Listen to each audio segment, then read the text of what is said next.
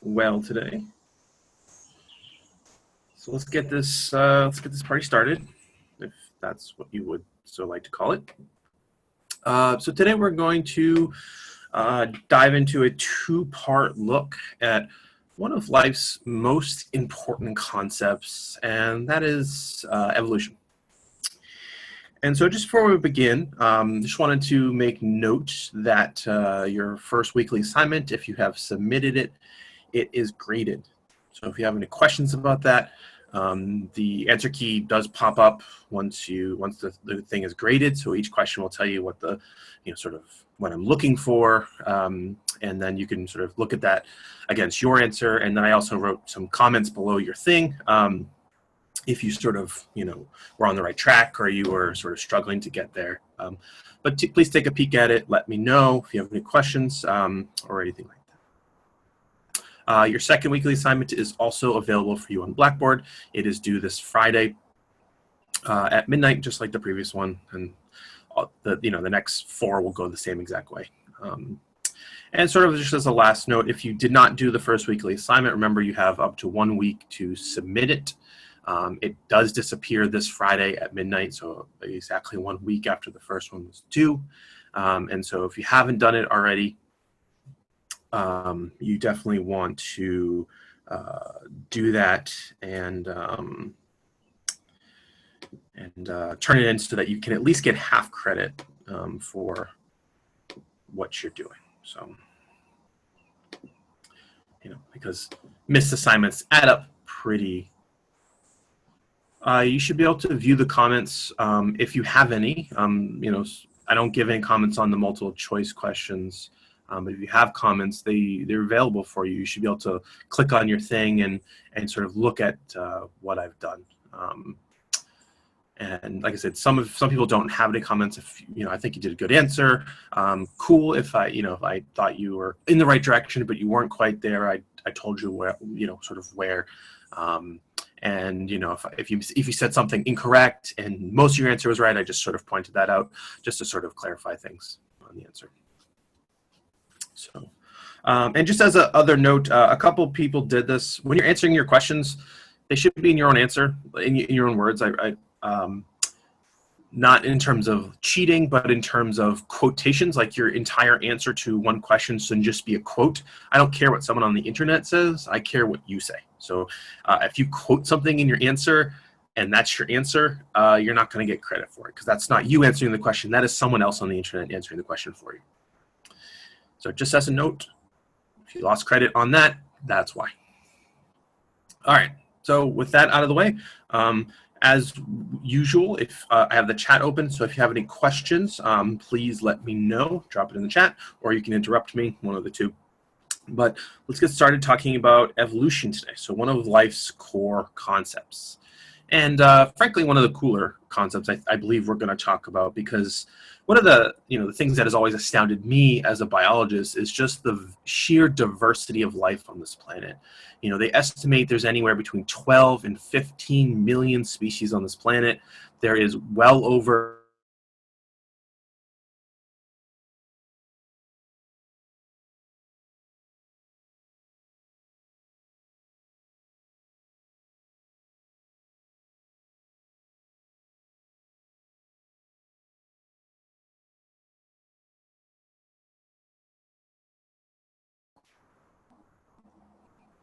I really wish I wouldn't freeze. That'd be nice.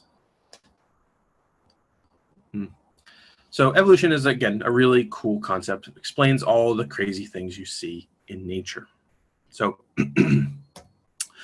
but first we're going to start big, talk about this sort of what all life shares in common. Because at this point we've talked about energy, we've talked about chemistry, we talked about DNA, and all life shares all those 3 things we've talked about in common. But there are sort of 6 broad categories of life that everything shares in common, regardless of how big you are or how complex you are as a whole.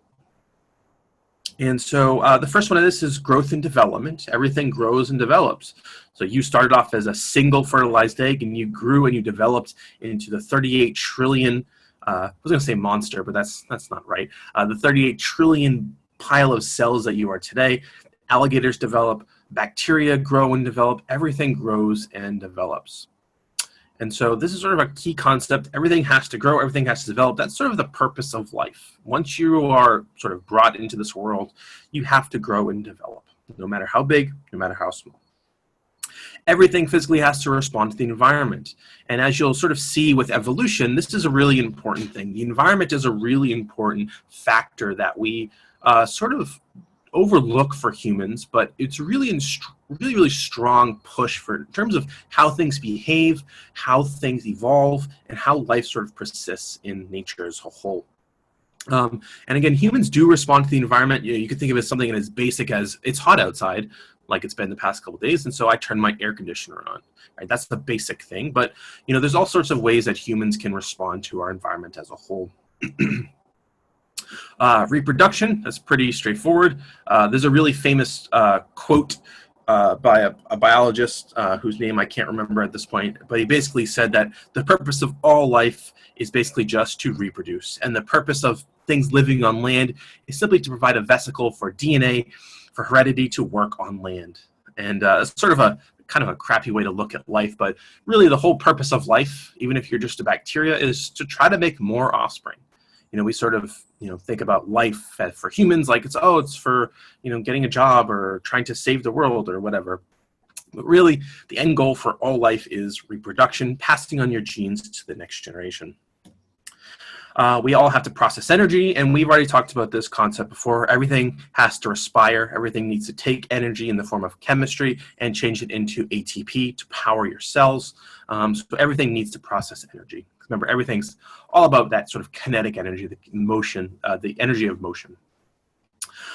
Everything has to self-regulate.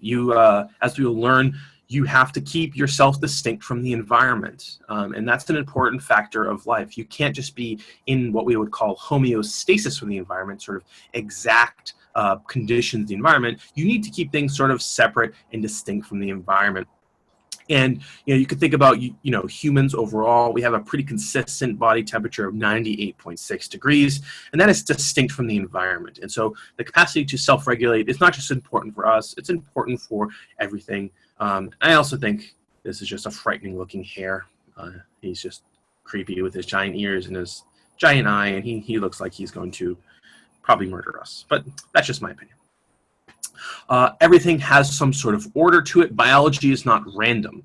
And I think that's an important thing to make note of, is that even things that we might attribute to being random, there is an order to things, whether it is how beautiful this sunflower is laid out in terms of its little seeds, or how ordered your cells are, how ordered your organs are, how ordered a forest is. Everything has some sort of order to it. And life is certainly not random in terms of how it's ordered, but the way big things are sort of ordered are not random as well. So there is an overall order to life.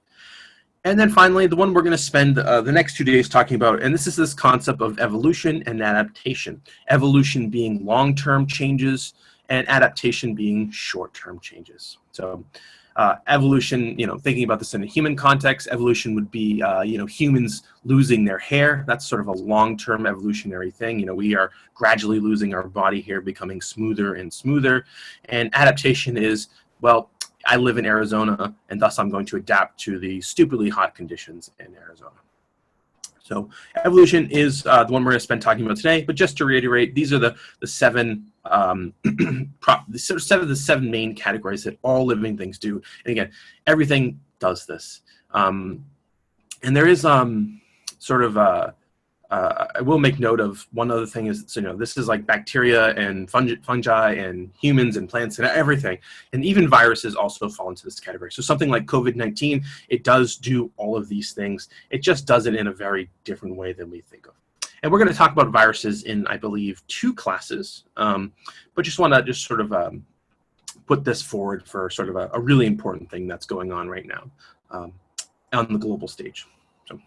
So let's jump into evolution. It is biology's core theme. You can't really understand anything in biology without understanding evolution.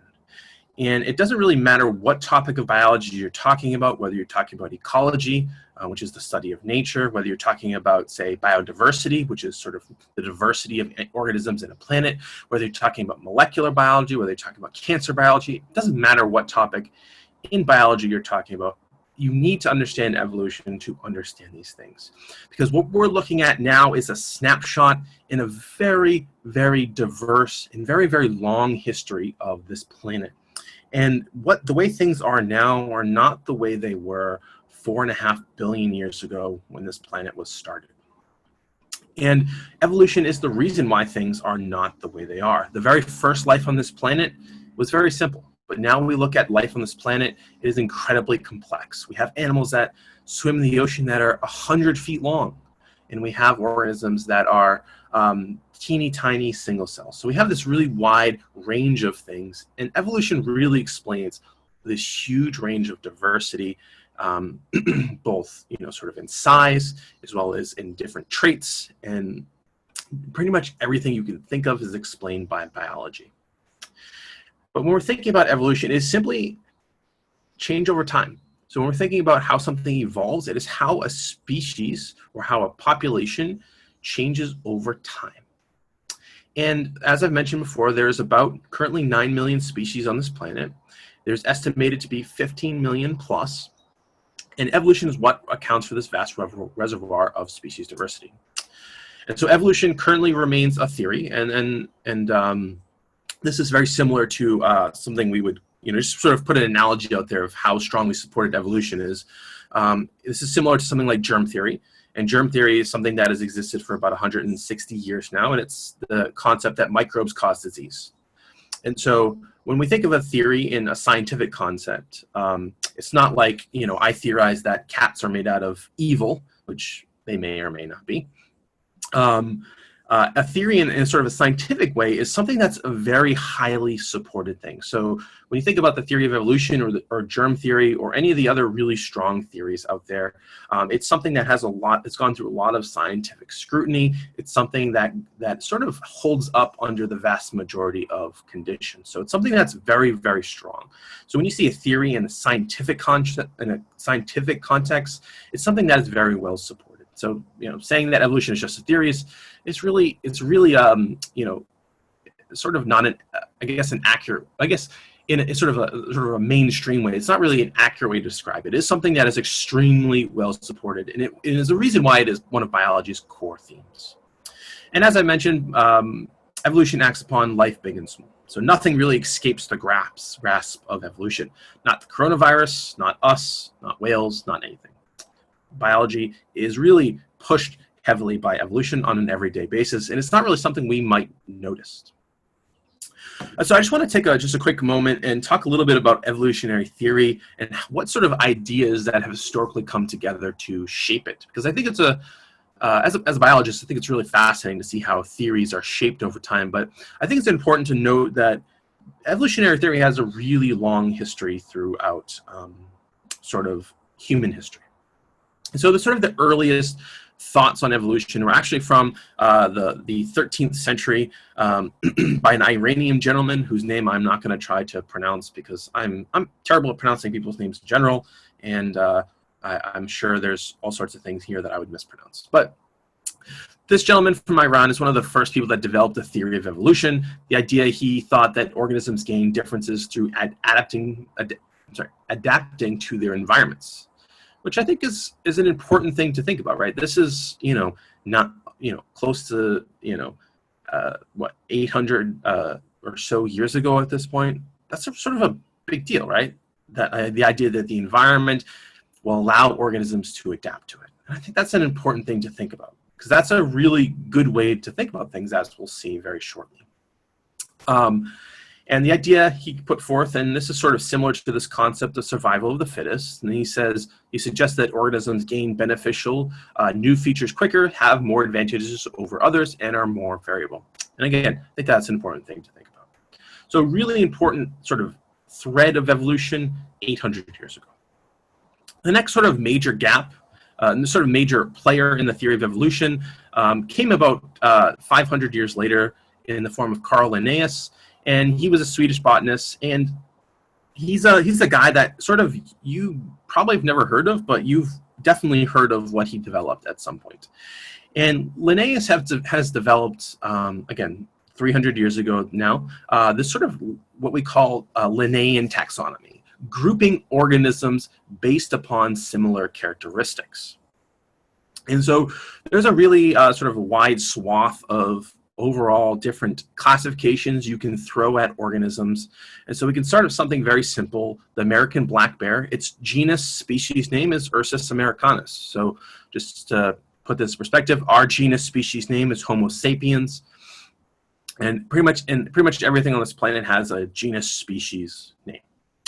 And so your species is what makes you distinct. And your genus groups you with things that are very, very closely related. So for instance, Ursus is the genus of bears. It includes black bears, it includes polar bears, and it includes brown bears. Stepping back a little bit, we could think of the family. This is Ursidae, so it has those 3 bears that we're talking about. It throws in panda bears, and then, oh boy, just did a mental fart on this one. Can't remember what its name is, but it's something that's very similar to bears, and that's the family level. We step back to the order level. We can see we're starting to add, again, we still have all these bears, but then we're starting to add predators, right? So we're in this order Carnivora, and we're starting to add predators like wolves and leopards, jaguars, things like that. Going back further at the class level, we're at the mammalian level, so anything that's a mammal. And so we would fall into the class Mammalia. We step back a little bit further, we're in the phylum level, and again, we still have all of our bears, we have carnivores, we have mammals, but now we're adding chordates, and anything that's a chordate simply has a spine. And that adds things like fish, turtles, birds, frogs, amphibians, things like that. And then we take a final step back to the kingdom level, and this basically is the kingdom Animalia, and this is sort of anything that's an animal. So that can be an insect, that can be a starfish, that can be a wolf, that can be a bear. And the domain level doesn't exist anymore, but historically it did exist. We don't really use domain anymore. We sort of stop at kingdom, but you might see domain at some point if you read your textbook or you read something online. Domain used to exist, and this is sort of the final classification which grouped bacteria and archaea with animals and eukaryotes. But what you'll notice is as we go from species all the way up to kingdom, or even domain, things are getting much, much more diverse. However, as we go down from kingdom to, say, genus, things are getting much less diverse. Things are getting much, much more similar. So things that share the same genus or share the same family have very similar characteristics. And so grouping things together based upon their characteristics is a really important thing to think about. Because this is the sort of, Linnaeus was the first person to develop this. We take this for granted now. But this is a really important thing. It's grouping things based together upon their characteristics. And the reason this is important for evolution is because it implies, if you're in, say, in the same genus, that you have a similar evolutionary history. Right? The idea being is that, well, if I think about the genus Ursus, well, I have a lot of bears, and they have very similar characteristics. They have very similar what we would call traits. So a trait can be anything. It can be the color of your hair, your height, your eye color. And so things that are closely related, in the genus, they have similar traits. And if you have similar traits, it implies that you are, evolutionarily speaking, closely related, which is why we would group you together in the genus. And so Carl Linnaeus was the first to recognize that things share characteristics, and there's sort of an overall grouping to nature. And this overall grouping of nature really is reflective of evolutionary history. Because again, if you're in the same genus, you have a similar evolutionary tract. If you're a carnivore, you likely have some sort of similar evolutionary tract, because to be a carnivore requires a specific set of traits, again, a specific set of characteristics about an animal to make you a carnivore. Because as you all probably know, something like a wolf is very, very different than something like a horse, which is not a carnivore, right? So being sort of similar grouped classification-wise in terms of a Linnaean taxonomy does imply something about your evolutionary history.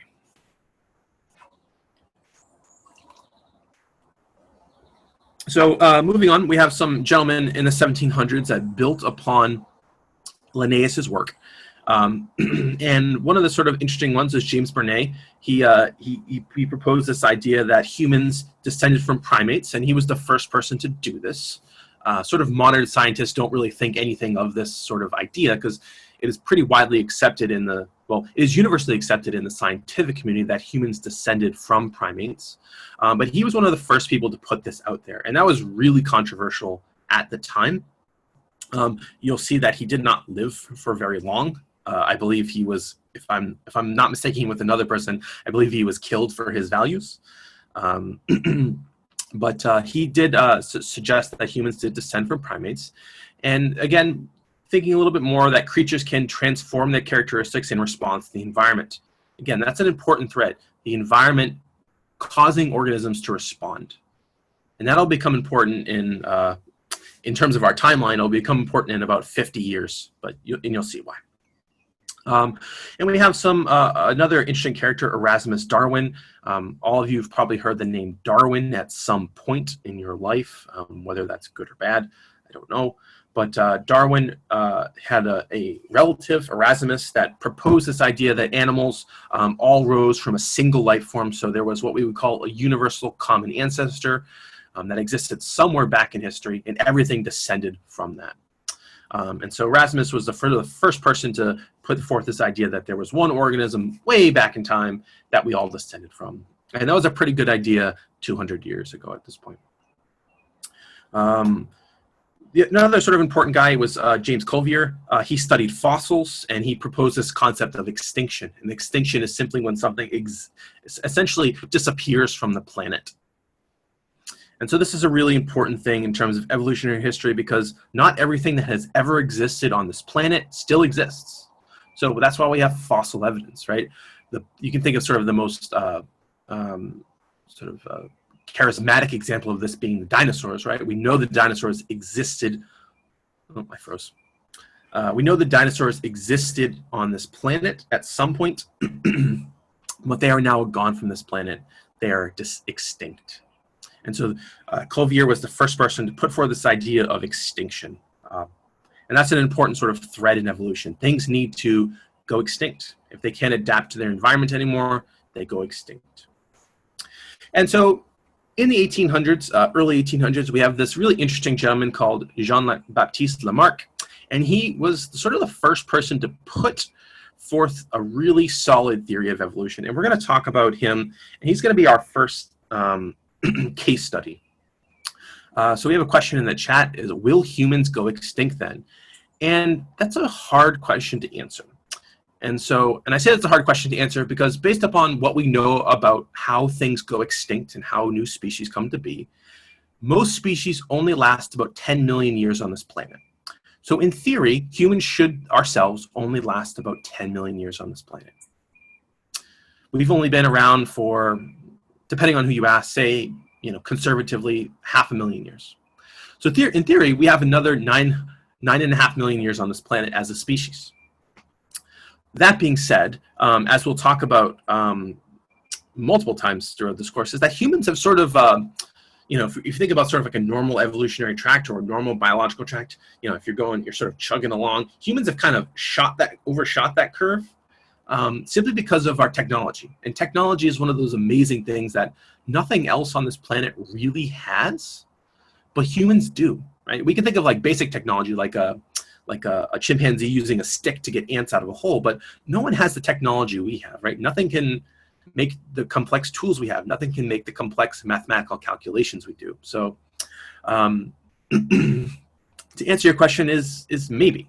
I think humans going extinct will likely be a byproduct of us doing something to ourselves, letting greed go unchecked, and that causes wars or famine and something like that. But in terms of like a normal evolutionary trajectory, I don't think we will go extinct simply because of our technology. But I think it's something that we would ultimately do to ourselves. And it's something we've almost done to ourselves in the past. You can look at something like, the Cold War, right? How many times were the humans on the brink of extinction because of nuclear war, right? And so that's a really good question. And that's a question I don't have an answer to, but that's sort of my thoughts on the matter. But again, it was a really good question. And I think it's a good way to sort of think about how humans are going to trend, how we sort of buck the trends that we see going forward. And you'll see, when we talk about humans and primates and stuff like that, you'll see that, we sort of set our own rules because of our technology. So, and so we're going to talk about a couple of case studies to really understand evolutionary theory today. And in particular, we're going to talk about this concept of natural selection. We'll get there in a second. But the first case study we're going to talk about is Jean-Baptiste Pierre Antoine de Monet Chevalier de Lamarck. And that's a hell of a name if I've ever heard one. He published the first synthesis about invertebrates called the Système des, I'm not even going to try. Something in French, because I can't, French is not my language of choice. And he coined the term biology. So in sort of a mainstream science perspective, he's a really important guy because he gives us biology, and that's one of the words in your course. He also was the first guy to develop his own comprehensive evolutionary theory, and this was in the Philosophie des Zoologiques in 1809. And what's interesting about Lamarck is he proposed there was what's called an all-chemical complexifying force that drove organisms up a complexifying ladder.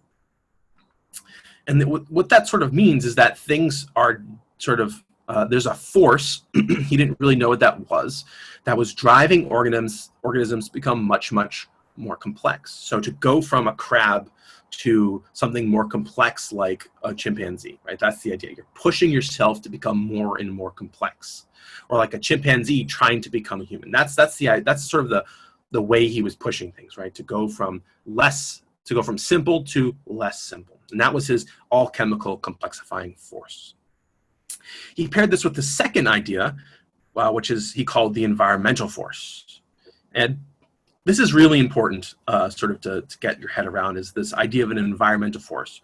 And his environmental force was the idea that organisms could adapt to environments through the use and disuse of traits. And I think that's an important thing to sort of keep in the back of your head about Lamarck. And so what I mean by the use and disuse of traits, I'm going to give you two examples of this. The first is sort of there are two classic examples of understanding how Lamarck thought. But the idea being is you have a giraffe, and it had a very, very tiny and short neck. Now, it was using its neck to try to get leaves.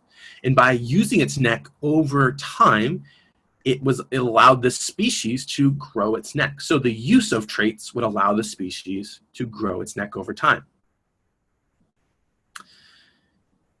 We'll get to why this is weird in a sec. But in converse, you could think of a giraffe not using its neck, and it would go the opposite way. So that's what Lamarck thought. Using and not using traits is what would allow organisms to become less or more complex over time. Another great example of this is the lovely fiddler crab. And fiddler crabs, if you've never seen one, have a monster claw. And the males have a monster claw, and they use this to impress all the ladies so that they can mate. But the idea being is that the ancestor of the modern day fiddler crab had a teeny tiny claw, but he was just so excited about using his teeny tiny claw to attract all the ladies. And because he was using his teeny tiny claw throughout time, it grew. So again, the use of traits allowed this claw to grow. There was some sort of environmental force that was selecting on this to allow it to grow. Because remember, things are supposed to becoming more complex through this environmental force. So that's the idea. So we have this sort of overall, in a sense, it's kind of like gene expression. That's the sort of underpinning of all these sort of different things inside nature, right? My claw to grow big, there's an underlying gene expression to that. They just had no idea that genes were a thing. And, in terms of scientific history, we didn't really know genes were a thing until concretely till the 50s, as we talked about with Watson and Crick discovering DNA. But the idea with Lamarck is there was this sort of complexifying force that drove things to become more complex. And the environment was really important to sort of thinking about that. But Lamarck's kind of a weird guy, right? I mean, I guess that, thinking about this example, What do you guys think about that? I mean, I like to ask about Lamarck because Lamarck's sort of an interesting guy. You know, he's the first evolutionary theory guy. This idea of the environment being very important is a really important thing in biology to think of. The environment is everything. But this idea that you can use and not use traits and your species becomes more complex over time, what do you guys think about that? Like, and so I wanted to offer everyone the chance to earn some extra credit today. And so if you have a moment at some point during the class, drop a thought on Lamarck. What do you think about Lamarck's theory of evolution? You don't have to do it now, but before class ends, drop a line in the chat with what you think on Lamarck. You earn yourself some extra credit points. In particular, what do you think about Lamarck? Relative to what we're going to talk about very shortly. So, if you want, like a few extra credit points, it's a fraction of your percentage of your grade overall. But if you want a few extra credit points, just drop me a line in the chat about what you think about Lamarck as a person, because I think he's not as a person, but as a scientist. Because I think his theories are really interesting. And the very last example I'm going to give you will make you think slightly differently about Lamarck. So, but ultimately, I hope one of the things you can see about Lamarck is that his ideas aren't quite right. This isn't quite right.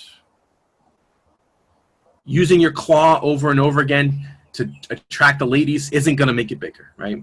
So think about, like, if I'm gonna work out all the time to attract the ladies, that's not going to make my children bigger. And that's what really Lamarck was getting at. Use of traits over time will make your offspring bigger. So that's Lamarck. And let's go to the next gentleman in our sort of case. And there are two important guys here we need to talk about. The first is Charles Darwin, and the second is actually Alfred Russel Wallace. And so these are two gentlemen independently derived our sort of modern thinkings of evolutionary theory. But sandwiched in between these two guys, there was actually a really important discovery for human evolution, because in 1856, we actually discovered the very first Neanderthal skull in the Neander Valley in Germany. So this is why they're called Neanderthals, because they were discovered in the Neander Valley, just as a note. But Charles Darwin in 1831 did set off on the Voyage of the Beagle, or the HMS Beagle, Her Majesty's ship Beagle. And this is a really important point in modern thinking of evolution. This journey on the Beagle is what really informed Darwin, because he went to some amazing places that he saw things that you would never see living in England. And so Charles Darwin was an English naturalist, and he's an interesting guy. He was a very good scientist overall, but he is best known for this voyage and what he derived from this voyage. And so in 1831, a 22-year-old Charles Darwin joined the crew of the HMS Beagle. It is a ship that only took 2 voyages throughout time. This is an artist's rendition of what it looked like. So it's sort of a standard, 19th century ship. Sails, you could think of like, the Nina Pinta Santa Maria sort of old school sailing boat. And this is a boat that only took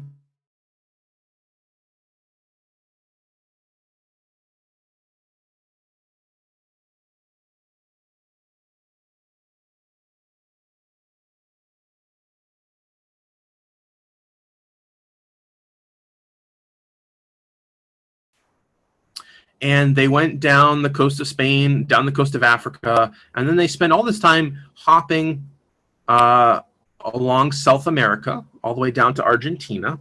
So they shot through what our friend back in the 1400s, Magellan, the Magellan Straits down here.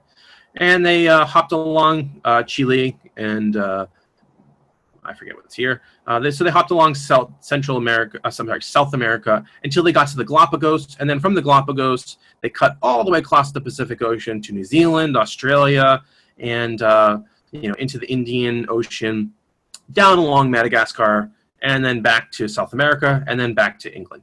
So they did this voyage that spanned the entire globe, which I don't know about you guys, but the thought of hopping on a wood ship with sails back in the 1800s just sounds frightening, but that's what they did. Took them a really long time to do it because, as you can imagine, sailing around the globe takes a really, really long time. But the important stop on Charles Darwin's journey was actually in the Galapagos Island. And many of you have probably heard of the Galapagos Island maybe through watching the Discovery Channel, or maybe you've heard about it in a movie or something. But it's a really famous archipelago of islands that really formed Darwin's thinking about evolutionary theory. And so the Beagle, again, it stopped at this island chain smack dab in the Pacific Ocean. It's, I think, the closest sort of major country to it is Costa Rica, if I'm not mistaken. But it's a series of about, depending on what you consider an island size, it's about a dozen islands or so. And as you'll notice, they all sort of vary in size. So we have something very large like Fernandina, which is pretty, decently sized. We have something that's huge like Isabella, and we have other things like Santa Fe, which are particularly tiny. And so it's a nice little chain of islands smack dab in the middle of the ocean. And what the Galapagos Island is known for now is this sort of crazy cast of species that live on the islands that you find nowhere else in the world. And again, these are pretty crazy species. They're pretty fantastic to look at in terms of a nature documentary. So they've been featured on all sorts of nature documentaries throughout time. And these include things like the marine iguana.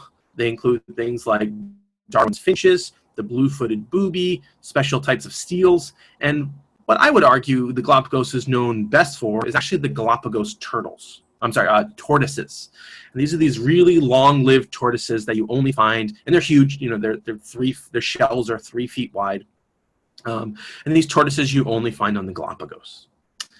For instance, like there are tortoises that were alive when Charles Darwin was here in the 1850s that are still alive right now.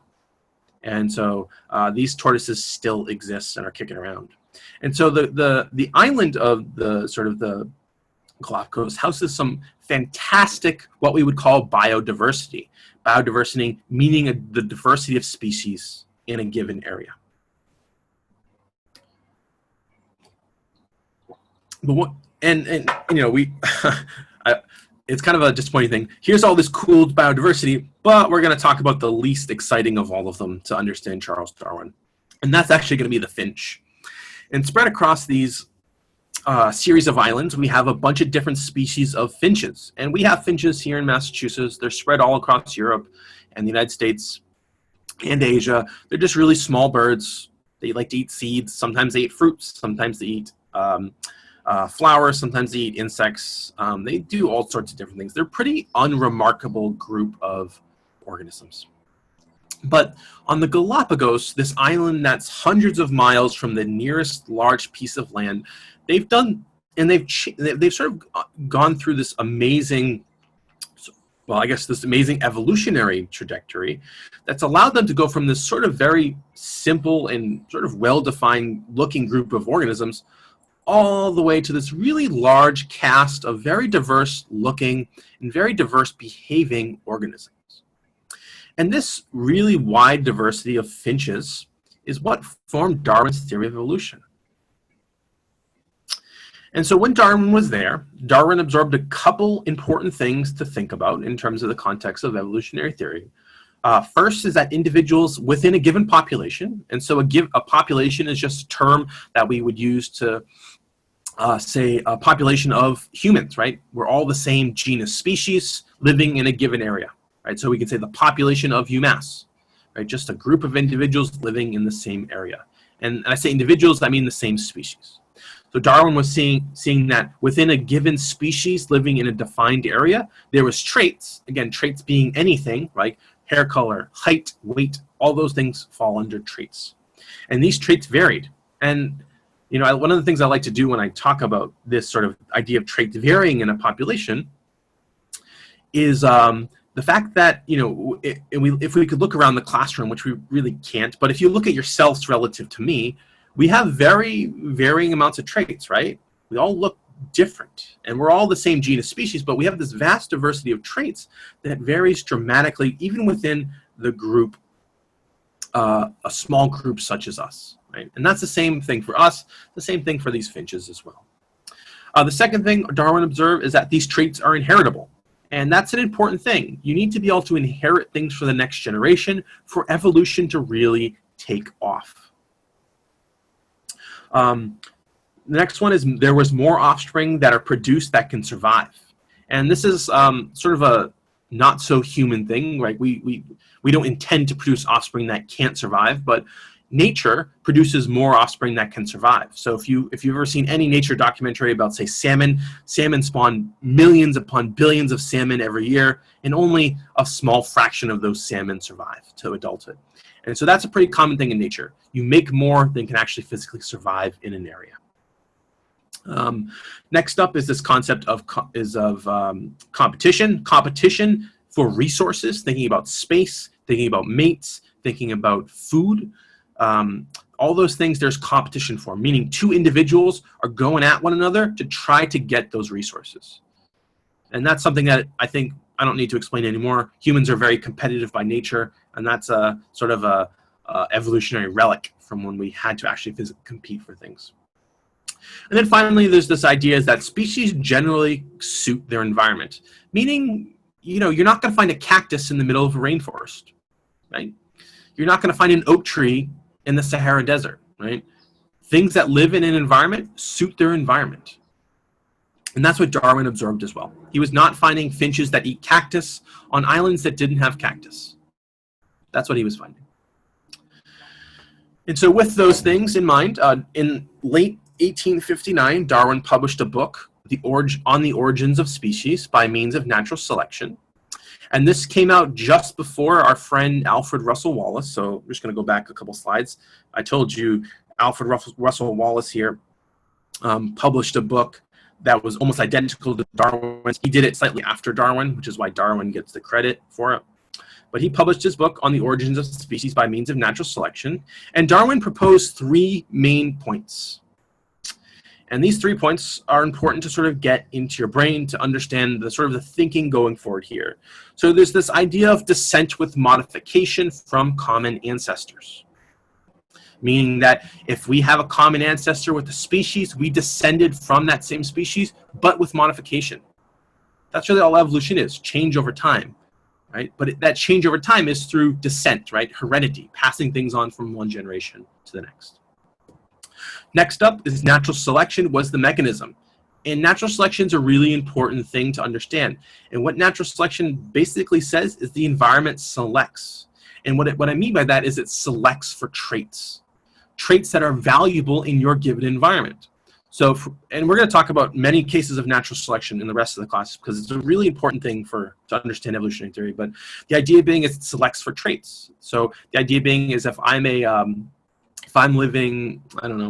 giraffe and I have a really, really long neck and it allows me to eat leaves that are very up high, that allows the environment is selecting for individuals that have longer necks.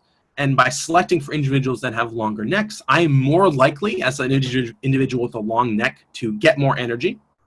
And by getting more energy, it means I'm likely going to be healthier.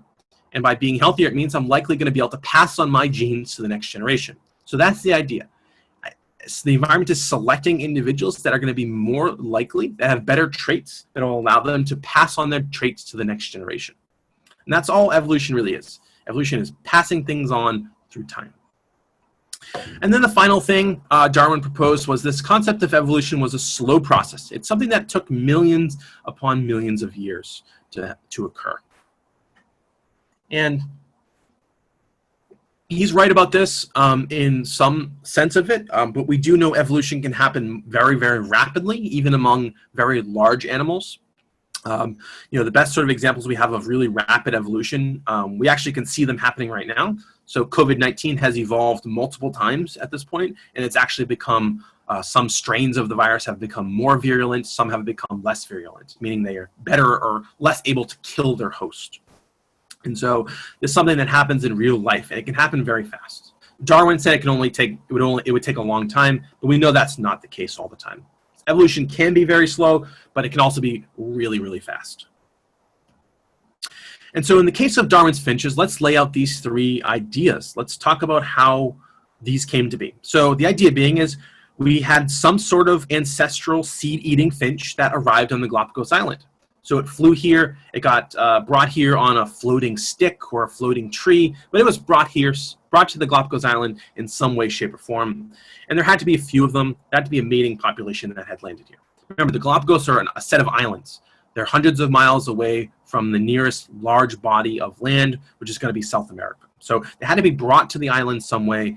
That could be through a storm. Again, that could be them just directly flying here because birds are crazy and they fly long distances. Or it could have been brought here like on a tree or something like that, was floating in the ocean. But at some point, these fishes landed on this island. And if you land on an island, you try to survive, right? You know, if you were stranded on an island as a human, you're not just going to go, oh, I'm dead, and just sort of let yourself die, right? You're going to try to survive. And that's what these finches did. They tried to survive. And if you sort of remember the Galapagos Islands, there's 12 islands, and these islands are kind of amazing. They have all sorts of different habitats spread across all these 12 different islands. So you would get one island that would be, say, very rocky, and another island that would have a very lush jungle. And so there's a sort of wide diversity of habitat on these islands as a whole. But ultimately, we had some sort of ancestral finch land on these islands. And because there was such a diversity of habitats, evolution could take a foothold. Now, if there was only one habitat spread across this entire group of Galapagos Islands, this set of finches likely wouldn't have evolved into this vast diversity of species of finches we see here. But there is a huge diversity of habitats. And so that means the environment can do its thing. That means natural selection can take a foothold here. But remember what Darwin said is that this ancestral population of finches, there had to be diversity of traits in this group of finches, meaning that their size of their beaks had to be different, meaning they had to have different wingspans, different colors, different shapes of their skulls, different anything you could think of. There had to be diversity of traits within this group of finches that landed here a long time ago. Because there was diversity of traits, I froze.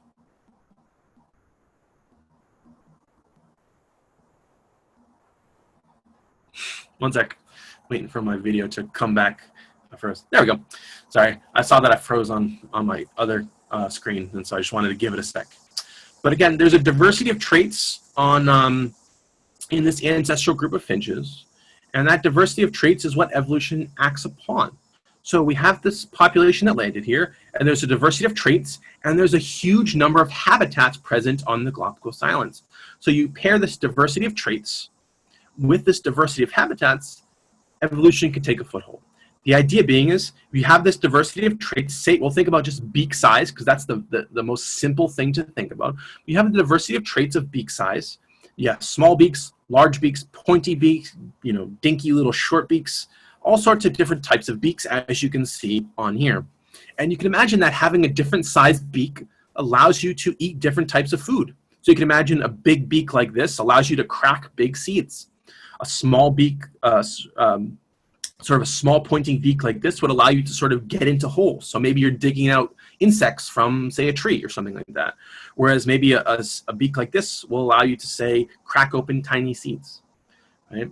So ultimately, this diversity of beak sizes was a good thing. You needed this diversity of beak sizes, especially a diversity of habitats for these finches to take advantage of. So once you had this diversity of beak sizes taking a foothold out there, well, natural selection does its thing. So if we use this sort of very simple case of this large beaked finch here, it's a ground finch, which means it likes to eat seeds. And you can imagine if you have a giant beak like this, it allows you to eat pretty big seeds. And so there was some ancestor back here that had a slightly bigger than average beak, which allowed it to take advantage of the bigger seeds. Well, through evolutionary time, you would select for variations in this beak size that were larger, which would ultimately push this beak over evolutionary time to be larger. So the idea being, you can have a diversity of traits land in a space with a diversity of habitats, and they ultimately specialize into these different food sources, these different resources, which allows their beaks to sort of go crazy. That natural diversity of beak size that existed in the original population was greatly expanded upon. And over time, as these organisms became more and more specialized to, say, eating large beaks or eating cacti or eating insects, well, you started having the development of distinct species, so that as my beak grew larger and larger, as my behavior started to go towards larger seed sizes, well, I'm going to be distinct from someone that's eating an insect, or someone that's distinct from eating a cactus. And that's the idea. A diversity of traits, diversity of habitats allowed the environment to select for traits that allowed these organisms to do better or worse in different environments, which allowed the proliferation of all these different traits that we see in these finches. And that's the idea we're working with here. The environment is selecting for the diversity of traits that already exist in the environment, and that diversity of traits allows evolution to occur, selecting for different traits, allowing these organisms to proliferate in different environments. And that's what we're talking about here. That's evolution. It's really sort of a weird thing to think about, but that's what's going on. That's how natural selection works. Nature is selecting for traits that allow organisms to do better. And by do better, it means getting more food, which means getting more energy, which means you're more likely to pass on your genes to the next generation. And that's all life is really all about, passing your genes on to the next generation.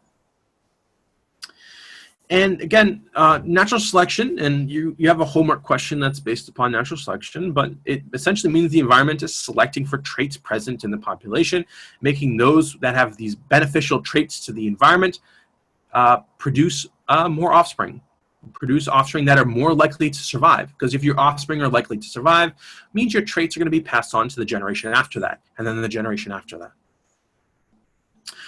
What this ultimately does is if you have a trait, say beak size, that's very large, if you have if you have offspring that are passing those traits on to the generation and generation and generation over time, that means it's going to increase the frequency of these selected traits in the population. So having a very large beak is beneficial, and you're going to produce more offspring. You're going to see the frequency of large beaks increase over time. And then next, the final thing is that the organisms in the environment are always changing. Natural selection never stops. And that's true for what's happening out in nature. That's true for humans as well. It's just sort of a different lens we have to take to think about humans. And we'll talk about humans, not this class, but next class, if I'm not mistaken. And so the idea being is, I'll give you an example of what I mean by frequencies. So we can think of a population of mice, right? We have some sort of frequency, the number of individuals that look like, say, this mouse or this mouse. That's what we mean by frequency. And we have these different phenotypes, or and this is a term we'll come back to later in the semester, but phenotypes is simply a physical trait. And so this will come back when we talk about genetics, a phenotype.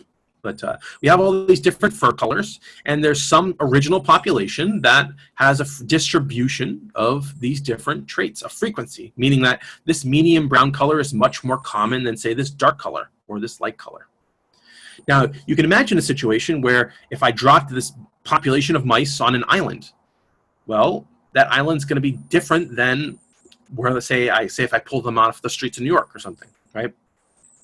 Ultimately, what we're going to see is some sort of environmental selection, some sort of natural selection going on. So you can imagine and this can happen in a number of different ways. So we'll talk about the most easy way to think about this, and this is what we call stabilizing selection. It doesn't really, you don't need to really think about these terms, but this is what it's called, biologically speaking. The idea being is that there's some force that essentially pinches out the extremes, meaning that the best fur color to have in this new environment that I've dropped these mice in is just this medium brown color here. Being too dark, too light, it's not good. So natural selection is selecting against these darker colors or these very light colors in favor of this very medium brown color. That's in contrast to where the middle gets pinched, which is called disruptive selection, where being either light or very dark is beneficial. So everything else in the middle gets pinched out, gets driven essentially to extinction in this area. And that's fine, and that's in contrast to directional selection, where maybe it's really beneficial to be dark. And so by being very light furred, you're getting pinched out of this population. And so what you'll see in all three of these cases is we're changing the frequency of these individuals, changing the frequency of the trait of fur color. So there's many different traits, but different environments are pushing these sort of not ideal. The environment is selecting for traits that aren't particularly beneficial for this environment and getting rid of them from the population. So ultimately, we're changing the frequency to be different from the original population. And if enough time occurs, we could potentially push this in this new environment to a new species. And that's the idea. We're changing the frequency of traits in these populations. And so Darwin, again, late 1850s, publishes his Origin of Species. Natural selection, that's his thing. And there's all sorts of things that happened along the way. One of the important guys we're going to talk about later in the semester is Gregor Mendel. And he's the very first geneticist that there is. And we're going to talk about Gregor in a couple classes. But I just want to sort of highlight Mendel's place after Darwin, about 6 or 7 years after Darwin. If only he and Darwin talked, scientists argue we'd be a lot further along in terms of thinking about genetics and evolution. But this is Darwin sort of was we've sort of refined evolution since Darwin, but Darwin really put it forth in the late 1850s, and people were using his theories all along, including in the 1860s and the 70s, all the way into the early 1900s. And Darwin really sort of put forth this idea that has really spanned time in terms of biology. It's really it's a theory that's now 160 years old, and it has really revolutionized the way we think about how life evolved on this planet, how life continues to evolve on this planet. But again, Darwin, 1859, that's when he published his book. That's when things really, really changed for biology. So ultimately, evolution is, again, it's a theory, but it's a really well-supported theory. And it provides this framework for life to develop from simple to complex. And Lamarck argued that we were always trying to get more complex, but that's not really what Darwin was arguing. Life might get more complex over time, but that has to be something the environment selects for. You don't just get more complex if it doesn't benefit you in the environment that you're in. That's an important distinction between Lamarck and Darwin. Lamarck was saying always things were getting more complex. Darwin wasn't really saying that. He was saying things adapt to the environment. And if the environment wants things to be more complex, it will push the evolutionary trajectory in that way. But you gotta remember, some of the most successful organisms on this planet, insects, arthropods, jellyfish, are very, very simple. So being complex doesn't mean you are more evolutionary evolved. It just means that you're adapted to your environment. So, the best example I can give you of this is the horseshoe crab. The horseshoe crab hasn't changed in almost 250 million years. It is perfectly adapted to its environment. It's simple, but it's adapted to its environment. So you don't have to become more complex, but it can push you that way. So now we're going to talk about some evidence of evolution. We're going to talk about action in real life, because that's ultimately why it matters, right? What evidence do we use to sort of support evolution, and how do we know evolution?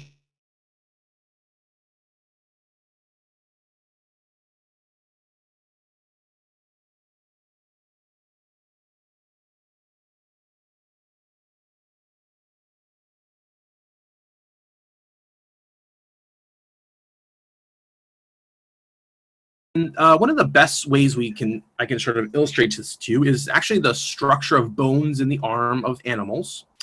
And so in particular, thinking about mammals.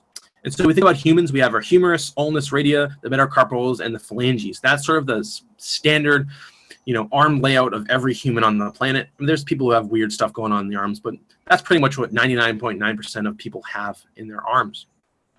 We can contrast that to a horse, we can contrast that to a cat, or we can contrast that to a whale. We all have the same bone structure. We all have humerus, we all have ulna, we all have radius, we all have metacarpals, and we all have phalanges. That's what we all have. We're all mammals, and what this implies, just as a sort of foreshadowing where I'm going, what this implies is that there's some common ancestor between all four of these groups that had this structure of bones, that had this layout of bones, and it has been preserved through evolutionary history. It's been preserved, but it's also been adapted through evolutionary history. So the humerus, for instance, of a cat and a horse and a human might look pretty similar, but the humerus of a whale looks vastly different. Now you can look at something like the phalanges, the fingers essentially, look very different in a whale, but they look very similar between a cat and a human, and they look very different from a horse. And so homology really is that there was some ancestor to all four of these groups that evolved this layout, that evolved this trait, and this trait was persisted through time. But what you'll notice is that there's descent with modification.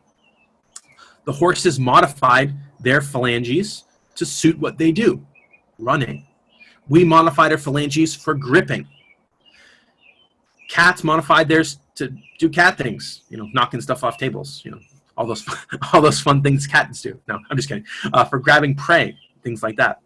And whales changed their phalanges for swimming, right? Whales' phalanges are long. Ours are not, right? They're not very good at swimming, but they are. And so the environment that we live in, water, jungles, open savannas again, right? The environment selected this initial plan to change. And remember, for this to have changed, there had to be some variation in the original population. These traits just don't come out of nowhere, right? There had to be some trait that was slightly weird from the ancestor. That was then selected for by this environment that allowed the horse to go from this sort of finger design to this sort of hooved design. So that's one of the sort of lines of evidence that we show that things can descend with modification from a common ancestor. And sort of one of the interesting things of homology is that structures can be maintained, they can be changed, sometimes they can completely lose function. And one of the other things that's interesting about evolution is that a design can be converged upon many times. So it doesn't have to evolve once, something can evolve multiple times. So for instance, vision has evolved multiple times across the evolutionary trajectory. But one of the things that descending from a common ancestor, descending from a common body plan, can actually allow you to lose function. So for instance, emus and ostriches, right? They're giant birds, right? They have wings, but they've lost the capacity for flight. They still have the wings, but they've lost the capacity for flight. So evolution their environment has pushed them in a different direction.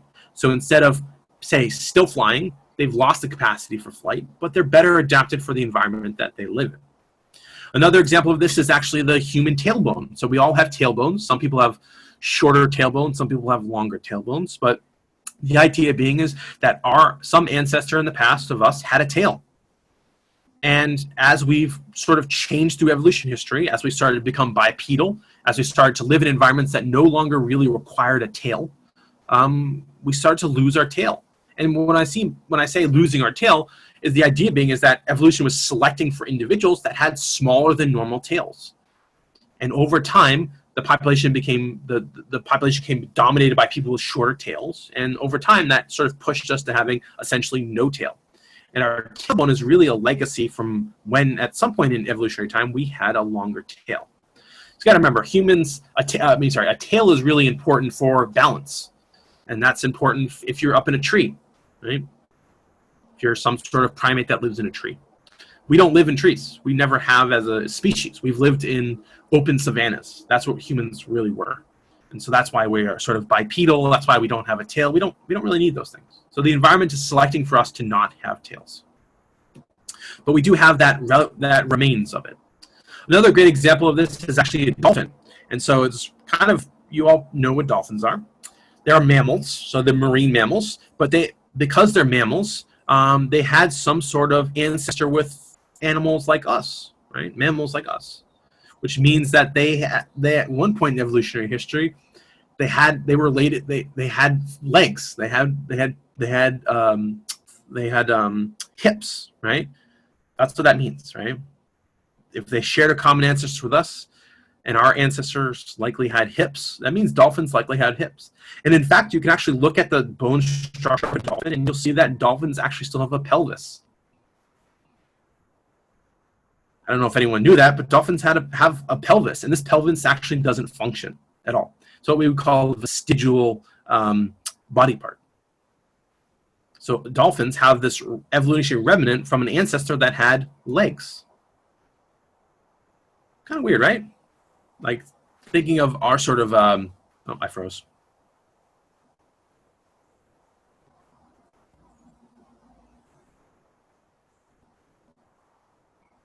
Come on, come back, internet. There we go. Sorry, the video froze on me. So Anyways, so the idea being is that there was an ancestor to dolphin that had legs, that had a pelvis, and through evolutionary time, dolphins lost this thing. Kind of a wacky thing, right? I don't know if anyone knew that before, but I remember the first time I learned that, I was like, really? That's just weird. So another sort of interesting thing is we see, again, these homologous structures, so similar structures shared across different species, but they don't have to descend from a common ancestor. They can evolve independently. And so the best example of this I'll give you with, I guess the best visual example I can give you of this is wings. So we know flight has evolved multiple times. It first evolved in insects. It later evolved in birds, and then finally evolved in bats. Bats being the only mammals that can fly. But what you'll notice is that evolution, well, it's kind of pushed these animals to a similar direction. Similar set of bones, but the wing has evolved very differently in birds than it has in bats.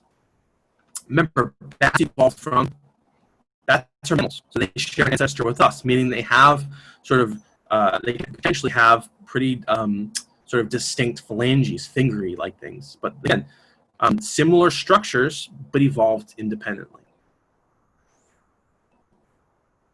And then finally, sort of actually, second to last thing, the next one is the weirdest of them all, is this concept of fins evolving. We know that fins have evolved, that shape of fins has evolved multiple times. So early on, it evolved in fish and sharks. That sort of standard shape of a fin. It evolved in reptiles, it's evolved in mammals, and it's finally, so a similar shape, if it's beneficial for the environment, can evolve multiple times. Again, we've seen this with fins, we've seen this with wings. This has also happened with eyes as well. So you can have a structure that's beneficial for an environment evolve across distant related organisms.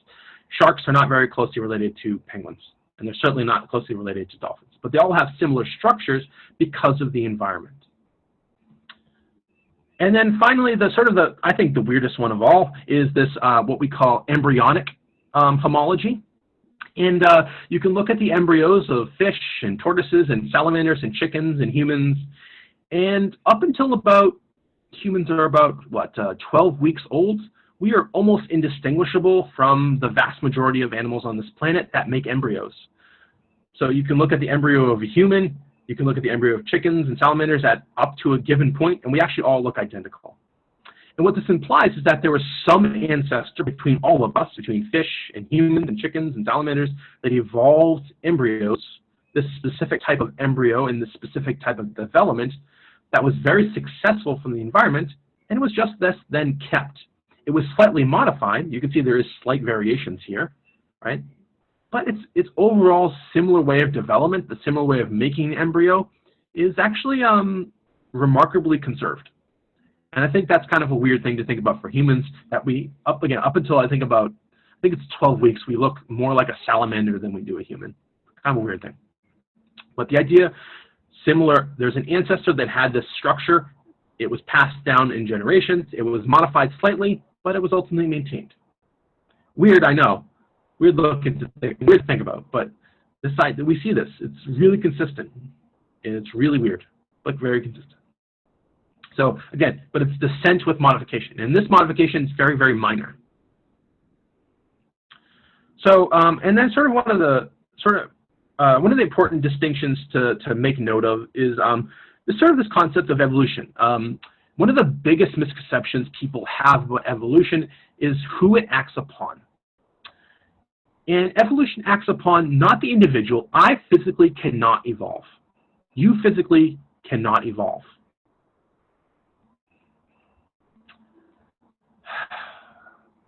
I hate this internet. There we go. Sorry, I froze again. One of the most common misconceptions about evolution is who evolves in the situation. Individuals physically cannot evolve. Evolution can only act upon populations. So I can't evolve a new arm. I can't evolve the capacity to photosynthesize. The human population can potentially evolve those things, but I as an individual cannot evolve. That's just not the way evolution works. And even if I'm treated with high doses of radiation, like say X-Men or Teenage Mutant Ninja Turtles, I physically can't evolve. I'll just die. I'll just die. I'm not evolving. I'll just die. And so evolution acts upon populations. It does not act upon individuals. That's an important distinction. You can't evolve, but the human population can. And so let's sort of keep on chugging on. What's some sort of more real life examples of evolution? And we're going to talk about a number of examples here to sort of show you how evolution occurs. And the first one we're going to talk about is actually from a former colleague of mine. His name is Richard Linsky, and he runs what's called the long-term evolution experiment. I told you that I was a microbiologist. That's what my background is. And this evolution sort of example we're going to talk about is actually how microbes evolve. And that's a really, really cool example. So Richard Linsky is a pretty cool dude. He likes to wear Hawaiian shirts. Really nice guy. So if you ever wanted to talk about this idea, he'd love to talk to you about it because he likes that sort of stuff. He's a scientist at Michigan State. And he's been doing this experiment since 1988. That's why it's called the long-term evolution experiment, because it's been ongoing for essentially 32 years. And sort of one of the interesting things about microbes is that we know that microbes, or bacteria, microbe-like organisms, were the very earliest life on the planet, and we're going to talk about that later this week. And so the idea that evolution is a thing and it's something that's existed throughout time, evolution would have first had to act upon the earliest form of microorganisms to make them much more complex, as we see today. And so the idea being is that evolution has been acting upon microbes for a very, very long time. In fact, it's been acting on microbes for billions of years. And so Linsky, knowing this, that evolution happens in microbes, also knowing that microbes grow really, really fast, he asked a couple questions. So he asked the questions, what would happen if a bacteria encountered a new food source? So think about a finch encountering new food sources on the Galapagos Island. Is evolution something that's repeatable? If I do the same thing, if I put a finch in the same environment that's identical in two distinct spaces, is evolution going to happen in the same fashion? And then he also asked this sort of basic question, what happens if you grow bacteria over long periods of time? And that's what Linsky did. He's been growing bacteria since 1988 over and over and over again. The same populations of bacteria over and over again. So that's what he's been doing. It sounds really boring, but I promise it's really interesting. And so what he did is he took this bacteria, Escherichia coli, or E. coli. You guys probably have heard of E. coli from, from most food poisoning cases, right? E. coli is a gut bacteria. It's what caused Chipotle to have to shut down a couple years ago. This is one of the guys that caused Chipotle to all those havoc. Most cases of that make it into the news of food poisoning are from E. coli. But we have been using E. coli in the lab as a model organism, so something to study how bacteria work for about 100 years now. It's a really important organism. And so what Richard Linsky did is he took E. coli, a population of them, and a population of E. coli is millions and billions of individuals. It's sizable. And he inoculated it into 12 flasks. And this is what a flask looks like. And inside this flask is just a liquid. And this liquid contained all the food that E. coli could eat. So it had carbon, it had nitrogen, phosphorus, and trace elements that E. coli need.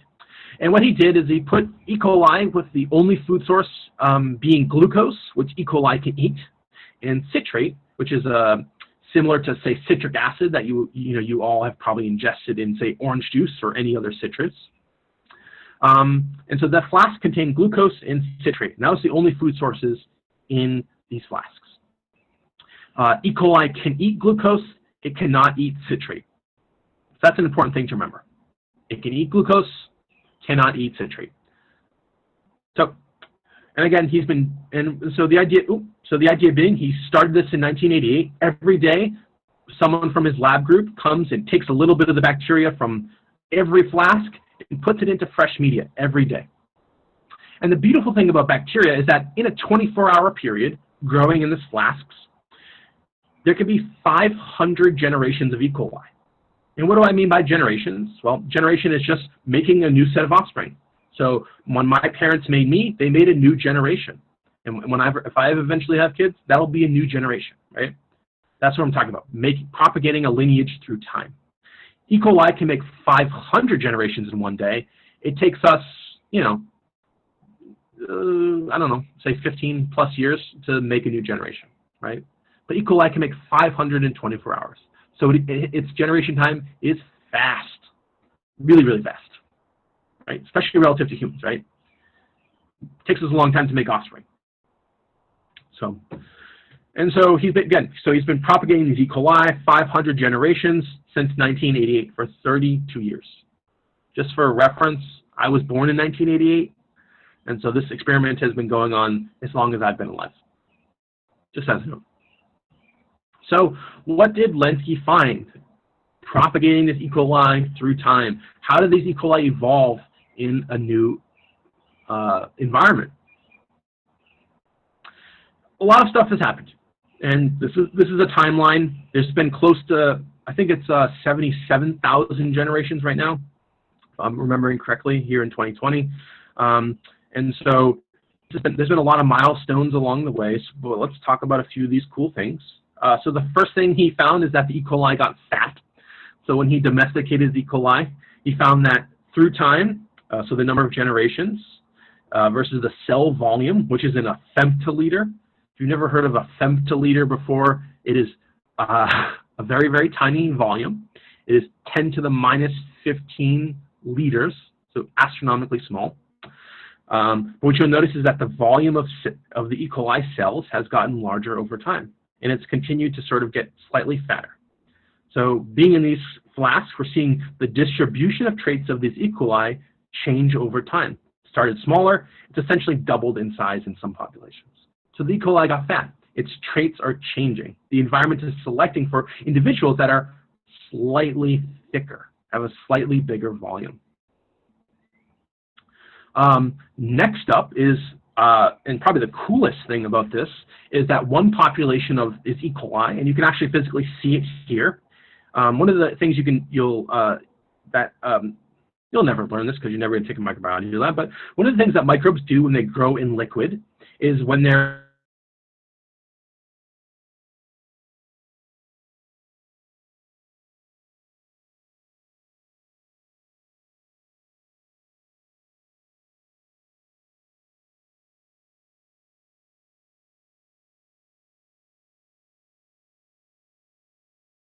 less bacteria.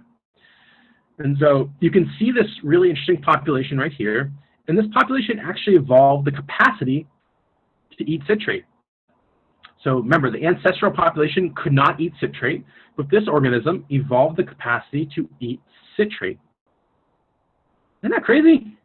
I don't know about you guys, but when I first learned about this, I thought that was absolutely crazy, right?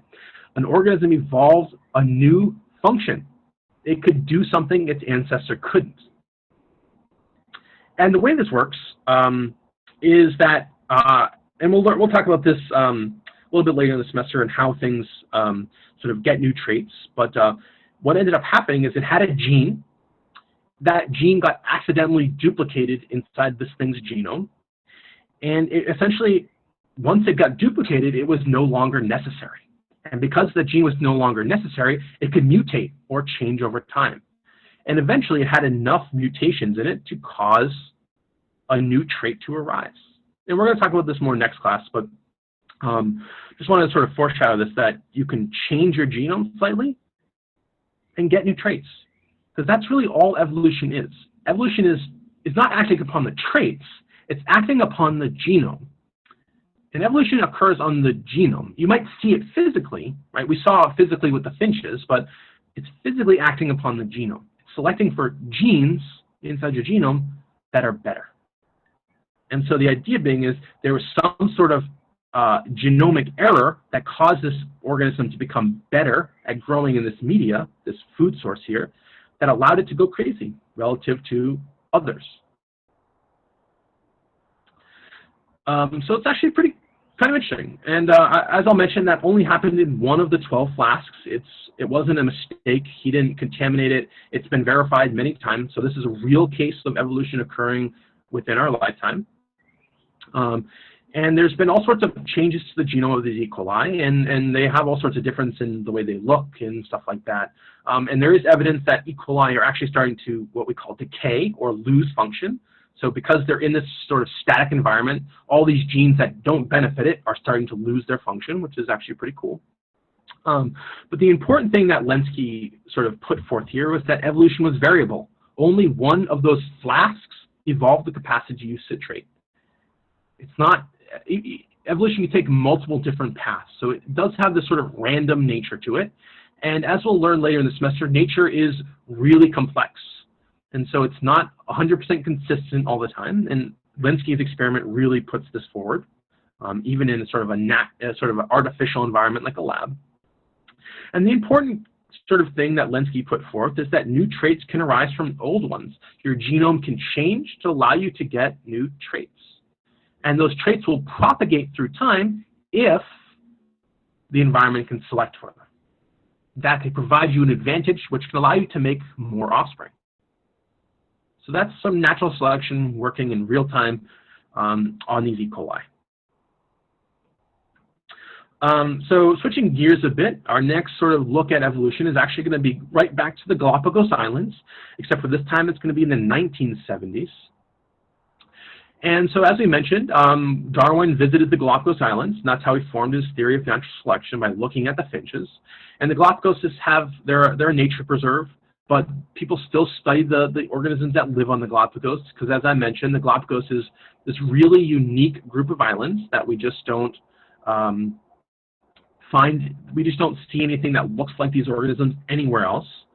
And two of the people that have continuously studied on these islands are Peter and Rosemary Grant. And so that's this, actually they're a really lovely couple. They're really nice, really kind people. So they've been studying, and they still do study the Galapagos finches. And they started this on 1973. And they focused on one type of species, one species of finch, the medium finch, and they focused on one island. Remember, the Galapagos have multiple islands. And all these islands have slightly different conditions. And as I mentioned, they focus on the medium finch, and this is what the medium finch looks like. Again, the finches are important for evolutionary theory, but they're not particularly, I guess, a sexy species to study. They eat mostly seeds, which is influenced by weather. Makes sense, right? Trees will change how big a seed they make depending on the weather. Right? As we know that there is variability of beak size and variability of traits within a population, right? That has to be the case, and that's the case for every population. There's not just one set of traits, there's variability in traits.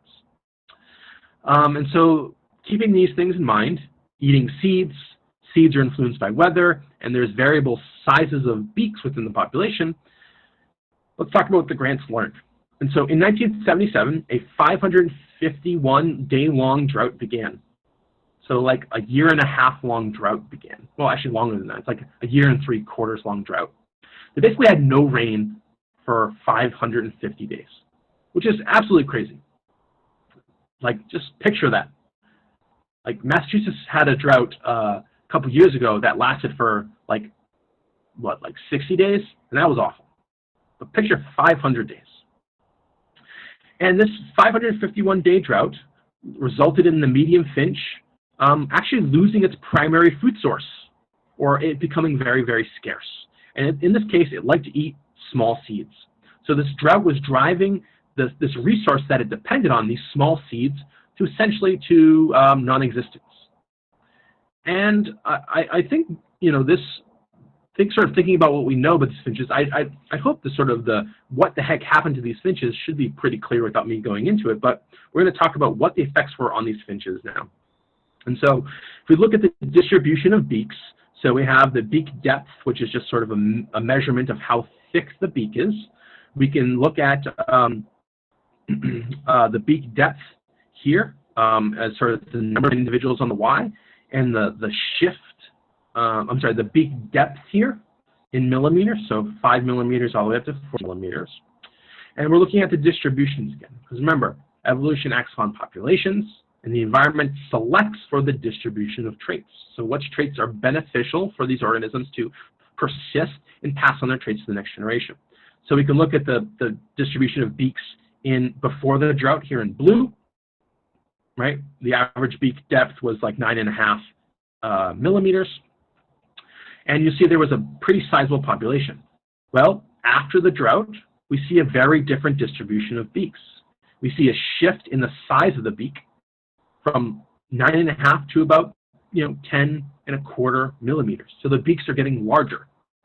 And this is because those small seeds are becoming much more scarce. Having a large beak is not beneficial to eating small seeds. But if your small seeds are gone, you might need a bigger beak. It might be beneficial to have a bigger beak to eat the larger seeds that are left over. So what we're seeing is in this one population of finches, we're seeing a shift in the frequency of beak size from sort of medium size to much larger. And you can see that's reflected. Big beak, medium-sized beak. And you also notice that the population got much smaller. So a lot of them died off. They couldn't physically, adapt to the environment, and they just died off. That happens. But you're seeing that the beak size shifted. The environment is selecting for larger beaks because the food source is there. The environment has what we need to make large beaks beneficial, and thus it's selecting for it. And you can imagine that if the drought continued and it basically wiped out everything that makes small seeds, well, eventually you would see a complete shift to larger beak sizes, larger seeds. And you would see this population, say, pre-drought, essentially shift completely over to being here. And so the idea being is that the beak size was trending more towards larger beaks due to the reliance on larger seeds. And beak size related to mating successes. So the idea, it's sort of actually interesting thing. Beak size was also related to mating success in these finches. Lady finches like birds with similar sized beaks. And so ultimately the drought not only directly affected what food source you could eat, but it also influenced who got to mate. So if you had a beak size that was similar to your partner's, you were more likely to mate with that partner. And if your beak size was bigger, because there was less small seeds, essentially you would more likely to mate with someone that had a larger beak size, which means that your offspring would also have larger beak sizes. And that's the idea with the grant. The drought came in, the environment changed, it selected for things with larger beaks to not only survive, but also for them to mate. And by mating and surviving, it allowed them to pass their genes on to the next generation, which is why we're seeing this shift in beak size in the population. And that's the grants. And it's sort of interesting.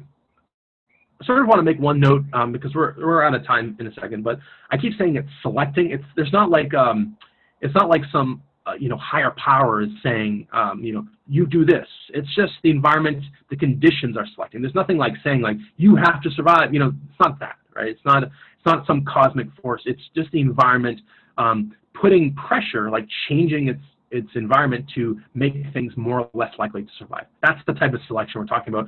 I'm not talking about like some higher power saying you survive over the other one. That's not what's going on. So I just wanted to make that clear. And so we're going to continue our evolutionary train. We're going to talk about a couple more cases, and then we're going to talk about sort of wrapping this all up together and thinking about how we can come together, form new species. What are the mechanisms that we can make new species in the environment? So with that, that will be the end of class today.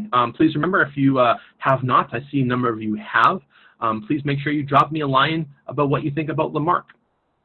What do you think about Lamarck's theory? Remember, this can net you some extra credit points, and it's basically my gift to you for showing up in class today, because there's only 15 of you in class today. have to reward you somehow.